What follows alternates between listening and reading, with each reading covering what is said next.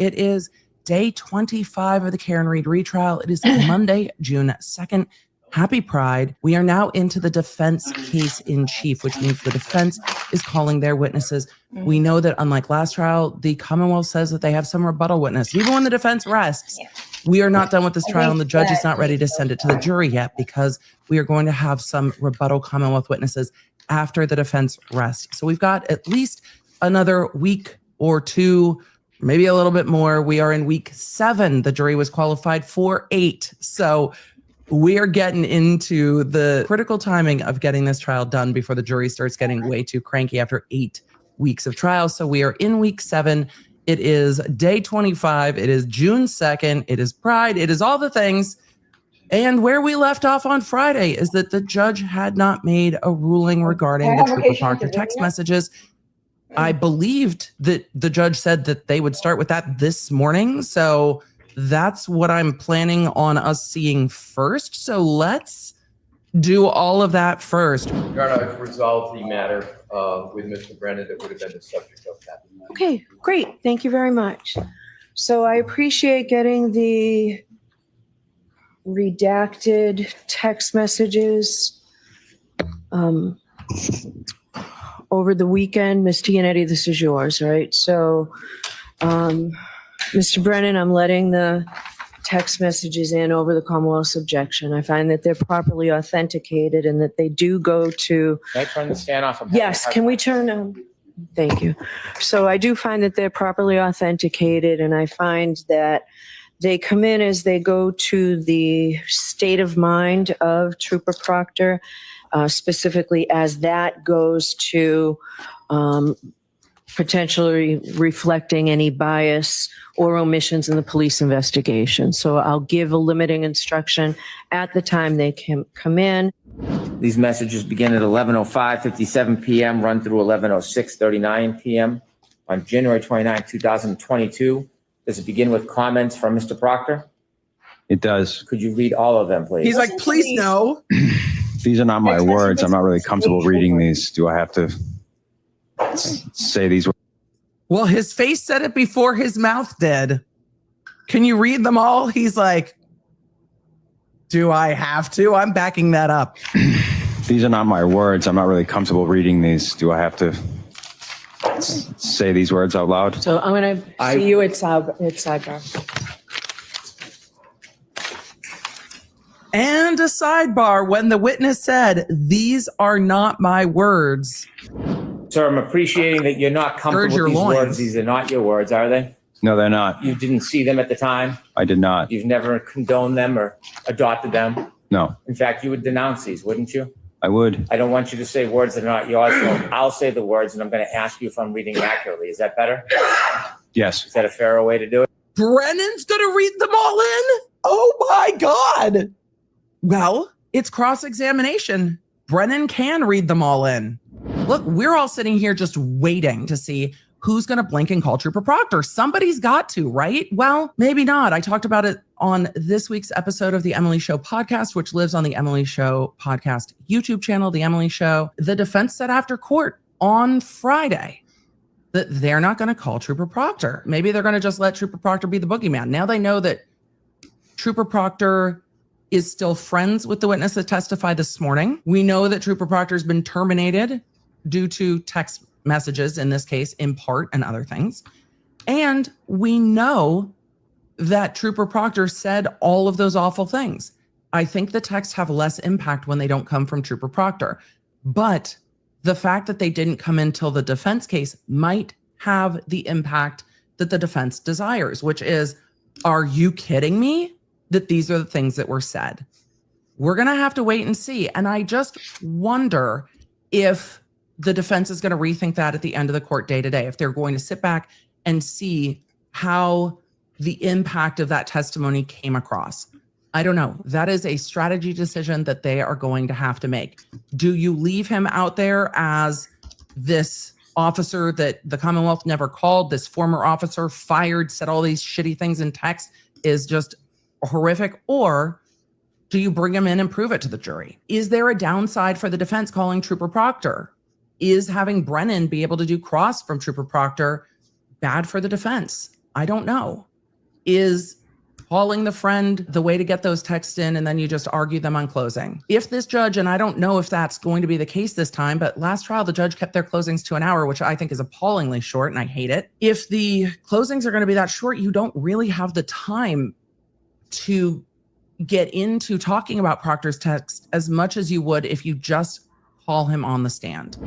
Do you want to be here today? I have no relation to this case, I so didn't ask you that. I asked you if you want to be here today. Objection, this isn't direct. So it's your witness. I understand. No. It's your witness. Oh boy, we're having like the defense attorneys defense attorneying at each other. Do you want to be here today? Obviously not. Did you observe anything unusual that stood out in your mind that occurred, pardon me, in the Sally Port while you were on that ship? so we've discussed this previously. I can't make that statement on the stand because I've been provided information released by the defense that What? it was not a memory, that it was a distorted memory. Therefore, I can't state it because at this point it would be a lie. I cannot make that statement that you're wanting me to make on the stand because I've advised that that would be a lie. Ms. Dever, I've never asked you to make a statement. She said she talked to the defense prior to the first trial, but I am so curious as to what she is getting at. She said, no, I don't have a memory of what I think you're trying to ask me because you've provided me information. But if it refreshes your recollection, you're allowed to be provided information like your report or your statement that you gave to other law enforcement. Ms. Dever, I've never asked you to make a statement one way or the other on the stand. I'm asking you an open-ended question. Okay, Did so you, prior to let the me ask first- the question. Did you Oh, observe boy. something in the Sallyport garage on January 29th, 2022 that you found unusual, stuck out in your mind? Given factual information that makes it so I know I did not, no, So the answer is no. correct. Do you remember being interviewed on August 9th, 2023? I do. That was by a separate law enforcement agency, correct? So now Yes. he's going to Two impeach her separate law with the enforcement interview. agents, is that right? Yes. And you were advised during the course of that interview on August 29th of something, correct? Can you rephrase I'm sorry, that? August 9th. So what was I advised of? Can you rephrase that? Sure. Were you advised that lying to those officers would be a crime? Wait, did you lie? What? So it was a willing conversation. I've spoken with their legal team. Because of the fact I was provided factual information that showed a statement of mine was a false memory, it was not a lie. Therefore, I made it in good faith and I retracted given information that it could not be accurate. Ms. Dever, did you understand my question? I've spoken with their legal team. Isn't their legal team like the U.S. Attorney's Office? Can we get back to I don't even know why I'm here? Because it seems that you do know why you're here. Yes, I did. You threatened to charge me with perjury during our phone call. What? No, Emily, back up. You threatened to Jackson can't charge you with shit. He's no longer a district attorney. Ms. Dever, did you understand my question? Yes, I did. You threatened to charge me with perjury during our phone call prior to the first trial if I didn't lie on the stand right now. I'm telling you, I did not see anything. Factually, I've been provided evidence by a timeline that it is not correct. Ms. Dever, my question was this. Were you advised that it was a crime to lie to those law enforcement agents? Yes or no? No. They never told you, they never admonished you that it would be a crime to lie to them? They probably didn't because she's law As to enforcement. form, Mr. That's asked and answered. Did they advise you of anything? They probably Any didn't. consequences of lying to them? So we had a willing That's conversation. yes or no? I don't recall. Okay, there's your answer. You don't recall if they advised you of anything? She's No, because it wasn't. As a trained law enforcement agent. Go ahead and ask a question, but both of you only one at a time, okay? As a trained law enforcement officer, are you aware that it's a crime to lie to certain other law enforcement agents? When you have intent to lie, yes. Okay. So you knew that when you spoke to these law enforcement officers, correct? Yes. Okay. Did you tell these law enforcement officers that you, in fact, saw Brian Higgins and Chief Berkowitz go into the Sallyport with the Objection. SUV? May I finish my question? You can finish this question. Go ahead. Did you tell those law enforcement agents on August 9th, 2023, that you saw Brian Higgins and Chief Berkowitz go into the Sallyport together and alone with the SUV for a wildly long time? That was my recollection at the time. So you did say that. At the time, that is what I recollected. Okay. Fact of the matter is, nobody ever threatened you with perjury, did they? Oh, they did. Yes. That's it. That's I it. contacted the FBI regarding it. Oh, did you? I did. You have a report? Jackson just wants to fight with this witness, and this witness is like, yeah, I contacted the FBI about it. Nobody ever threatened you with perjury, did they? Oh, they did. Yes. That's it. That's I it. contacted the FBI regarding it. Oh, did you? I did. You have a report? I have an email conversation where I sent the 2 questions I had. She responded, I will pass these along. I was contacted by their legal team. They reassured me perjury was not applicable because I made a statement in good faith. Upon further information, I retracted it, corrected it, and made it clear that I could no longer say it because I knew that it was not a clear reflection of the events that took place. That's a Oh mouthful. Yes. my My God. question is, do you have a report from the FBI saying that you reported that someone on the Karen Reed's defense team? She's like, I have an threatened email. to charge you, your words, with perjury? You have a No. report to that effect? No. No. You remember on that phone call that we read directly from the exact same report that I just read from? Remember that? And I told you the same thing then. That's not my Yes. question. Objection. Sustained. My question is, just answer my question, Officer Deborah. Boy. Did we read to you, where you read the exact same thing that I just read to you on that phone call? Like you can't remember my name. I don't remember. I can remember your name, Miss Deborah. Okay, That was something. We saw defense witness 3, Boston police officer, former Canton police officer Kelly Dever on the stand before the morning break. And wow, things went off the rails quickly. We are still at code red because Kelly Dever had been working at Canton PD the overnight shift from January 28th to January 29th, and then worked overtime from the end of the overnight shift.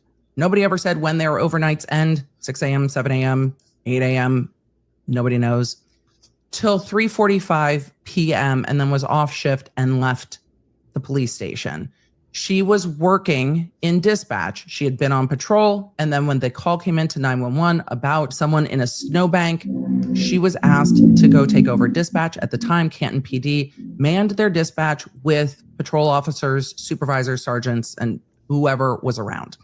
It seems that in the dispatch office, there are the calls active and 911 calls coming in addition to screens that show the cameras elsewhere in Canton PD. And as we got well into this, it was clear she didn't even want to be there today. But then we learned exactly why she was. Why? Well, because she was interviewed by who? The FBI!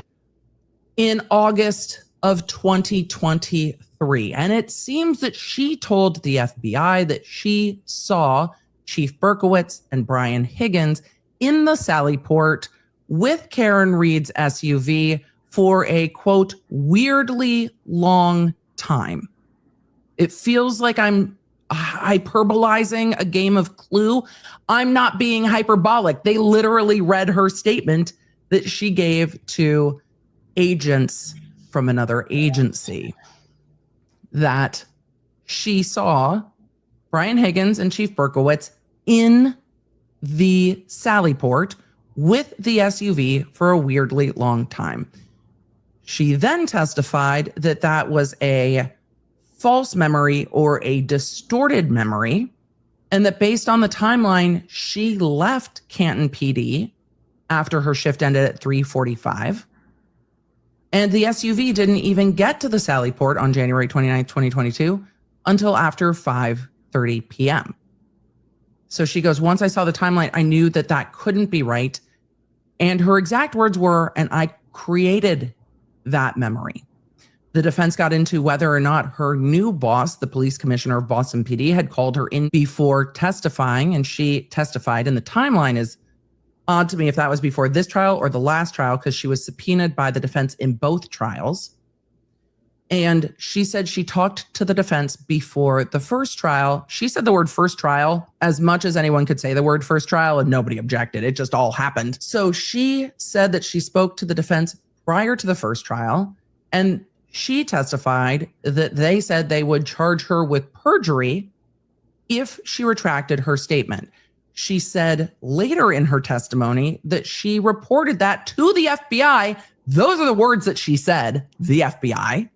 She reported that to the FBI, and they have emails back and forth. And then legal for the FBI, the AUSAs, told her that because she did not remember that of her own independent memory, that she wouldn't be charged with perjury if she made the statement in good faith. And she said repeatedly, that's what I remembered at the time.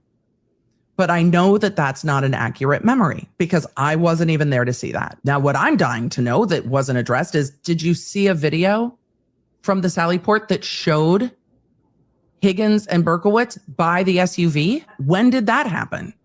Because she said she's since seen the videos. And she said, no, I retracted that statement from the agency I reported it to the agents I reported it to. And at one point, Jackson said, when you said that to law enforcement officers or police officers, she said, I don't know if you would call them police officers there. And he said agents, and she said agents. So if the jury was confused about what other agency she was talking about, she very clearly said that it was the FBI. And then as we got into multiple cross and redirect and recross and redirect and recross and all of it, it was back and forth and back and forth and back and forth of the defense wanted me to say this and I can't say it because I don't have an independent memory of that. That was a false memory. I don't remember that. So I don't stand by that. Testifying to that would be a lie. And I'm just here to tell the truth. And the defense said, no one ever told you that they were going to charge you with perjury. And you're a police officer. Don't you know who charges things? It's the DA. And she said, well, and the answer was so roundabout and evasive. She's been law enforcement for at least 5 years. You know that the police reports go to the DA's office and the DA decides to charge. Are you joking me? When Brennan was asking her questions, she said that the male defense attorneys raised their voice at her, were upset with her. And she said, I know they're going to eat me alive and tear me a new one for not going with what I previously said. And the defense insinuated through their questioning, so you're protecting someone. So you're protecting your job. Have you ever heard of the, I think he said blue wall or blue wall of silence? And then we got to, have you seen clips of this trial? Have you seen this trial? Have you been watching this trial? And she said, I've seen clips of it, and then personally attacked all of us and said, it's 6 hours a day. I work the day shift. But then when they got back up, the prosecution said, who subpoenaed you in this case? The defense. Did they tell you you couldn't watch anything? No. And that wouldn't be on the subpoenas. That is a conversation that has to be had with subpoenaed witnesses in some way, in email, in whatever. This law enforcement officer seems to have talked to at least her police commissioner, the FBI, the U.S. Attorney's Office about her testimony here. And she told FBI agents in August of 2023 that she saw Brian Higgins and Chief Berkowitz in the Sally Port for a weirdly long amount of time with Karen Reed's SUV. And she said now that that is not the truth. So we have two people now who have given misstatements to the FBI, but she said it wasn't a lie. I remembered wrong, and I corrected it when I realized I remembered wrong. I couldn't have seen that. I was already gone. My question is, between January of 2022 and August of 2023, did she see that video at some point and go, oh, that's Berkowitz and Higgins in the Sally Port? I want to know that, because she did say she had seen the video, but no one asked her about when she worked the next day, because the SUV was in the Sally Port beyond February 2nd. Could it be that that was on January 30th? And no one asked, when did you work the next day? Were you in dispatch? Did you see them? Because Higgins and Berkowitz could have been in the Sally Port the next day. No one asked that question. I am Very curious how the jury will read this testimony. I think I probably can guess how everyone else will read it, but it's really going to depend on how the jury sees this witness. Are they going to discount her entirely and just be like, you don't even know? Or are they going to see this as part of a larger cover-up?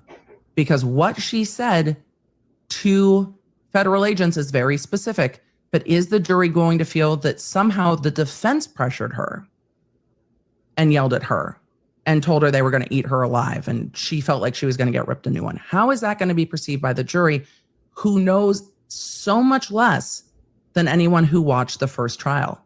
It was wild testimony to watch unfold. I keep saying in a retrial, there shouldn't be surprises. I've never seen testimony unfold like that. And this is now twice that we have people saying, no, that wasn't accurate, what I told those other agents from that other law enforcement agency. And what is your opinion and conclusion concerning those injuries? Those wounds were inflicted as the result of a dog attack. We are at the lunch break on day 25 of the Karen Reed retrial. We are in now to week 7. It is the second day of the defense's case in chief, and we are on the defense's, I think, 4th witness, and we are finally seeing called to the stand Dr. Russell. For those of you new to this trial, Dr. Russell is new to you. For those of you not new to this trial, you've seen Dr. Russell be voir dired in the middle of the last trial, testify in the middle of the last trial, voir dired later in the trial. We have seen quite a lot of information from Dr. Russell, who has a wide and varied experience, worked at County USC for quite a long time, but is testifying in this case to talk about the injuries to John O'Keefe's arm and where she suspects those injuries to have come from. This is a central point for both the defense and the Commonwealth. We saw the Commonwealth bring in their experts from Aperture, and their Aperture expert with the blue paint experiment said, this taillight lines up exactly with the injuries to John O'Keefe's arm when you're standing this way and getting hit by a car this way. He then said that the taillight would have broken if it was colliding with an arm at over 8 miles an hour. Did that expert explain the basis for it? I don't think so. But they gave the opinion.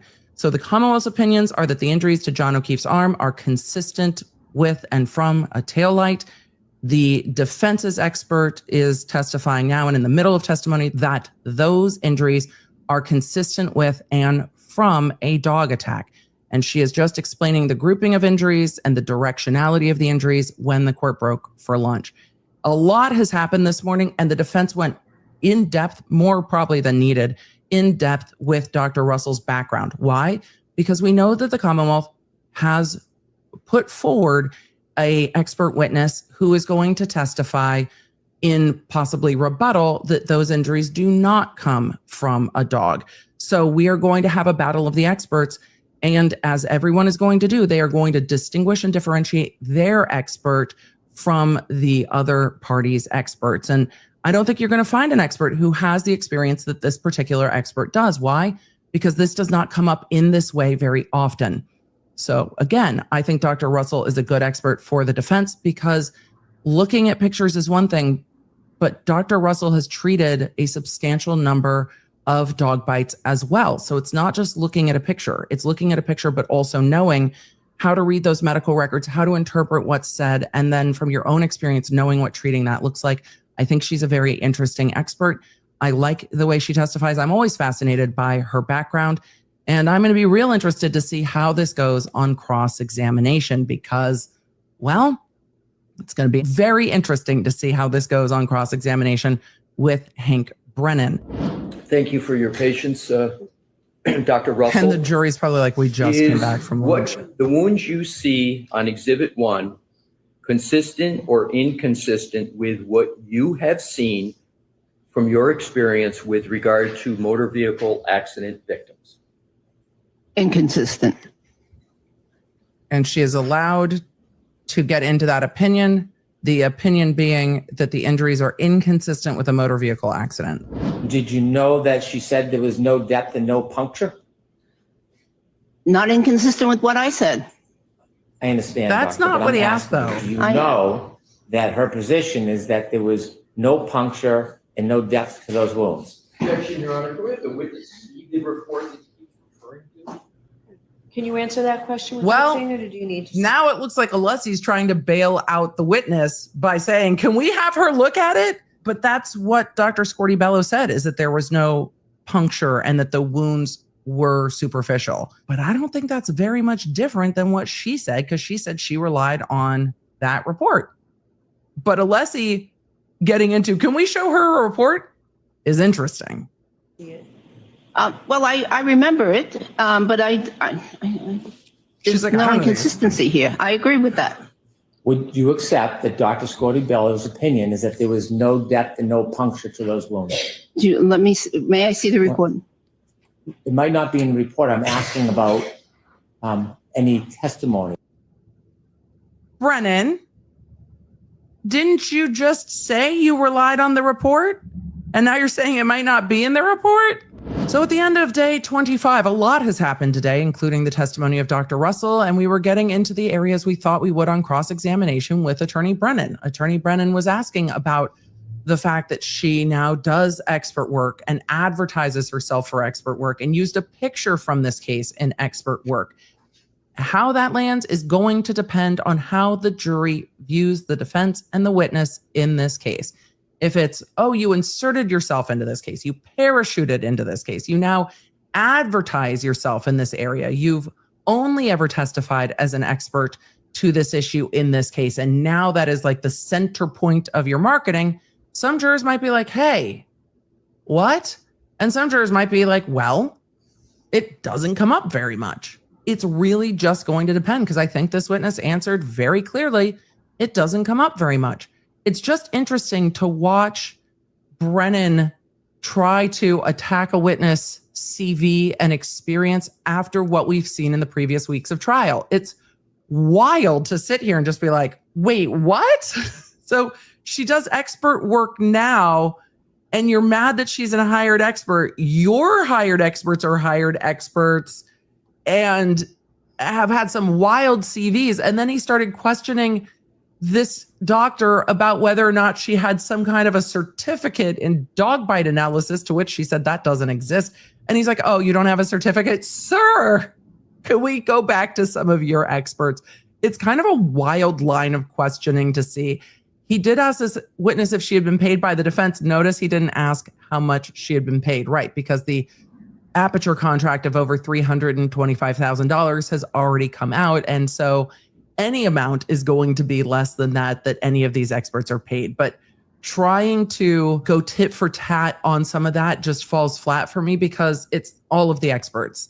It's like, okay, it's all of the experts. But if you want to fight her because she doesn't have a certificate when she is given her background and experience and how many injuries like this she's seen, and the fact that she's written peer review articles on them, I don't think it's a serve. I think it just comes across as incredibly petty, being like, oh, so you don't have a certificate? Really? What certificate is going to be different than her peer-reviewed articles, knowledge, and training? I think the marketing aspect is a better avenue for cross-examination.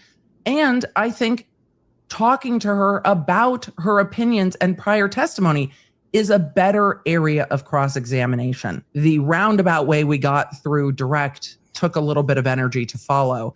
And now we're getting into Brennan's cross-examination on whether or not Dr. Russell's testimony has changed. She said, I am more confident in my opinion now, but in medicine, nothing is 100% certain.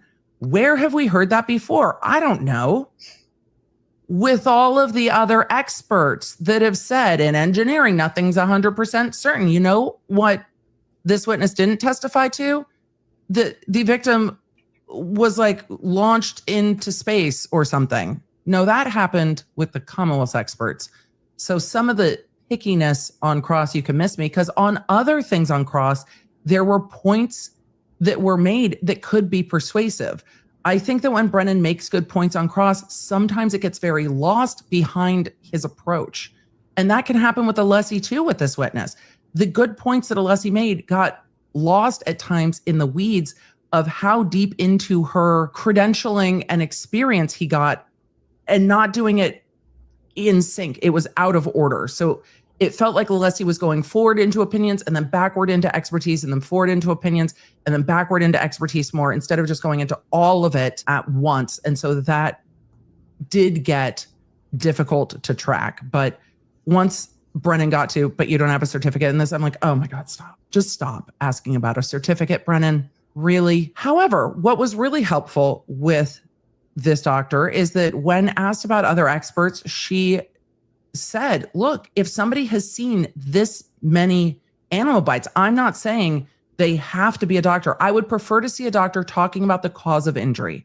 But if somebody has seen hundreds and hundreds and hundreds of dog bites, then I'm not going to say they can't recognize a dog bite from a picture. She didn't take it to the end degree where it starts getting ridiculous, which we can see with some experts. She said, look, if somebody has a tremendous amount of experience, then maybe if they've seen dog bites enough, then they can look at a picture and see it. Brennan also tried to say, but you didn't do the autopsy, so you weren't in the best position to see these. Brennan also brought in experts that looked at pictures and talked about what their opinion was. So again, it's like, well, can you do that? Or can you not do that? Because that's what Dr. Wolf, hungry like testified to. I looked at the medical reports and the pictures. And from the medical reports and the pictures and the autopsy, this was my opinion. And Brennan was like, thank you, sir. Dr. Russell, I looked at the medical reports and the opinion. I looked at the photos and the opinion. And this is my opinion. And he's like, but you just looked at the photos. It's the same thing. It's like that meme of The Office where it's like, it's the same picture. Like, it's the same thing. And Brennan is trying to make it seem like it was just, oh, but you only looked at the picture. She's like, I had adopted the findings of the coroner. When the coroner said these were superficial abrasions, then I went with these are superficial abrasions. She goes, I'm not challenging the medical examiner's testimony or report on that. So I think Dr. Russell has at times given up a little to Hank Brennan's questioning. So at times she was giving up to Brennan, but at times she was like, no, that's not what I'm saying. And I think Brennan got caught once in asking if this witness adopted the ME's report that said there were no punctures in the wounds. There were no puncture wounds, that these were superficial wounds.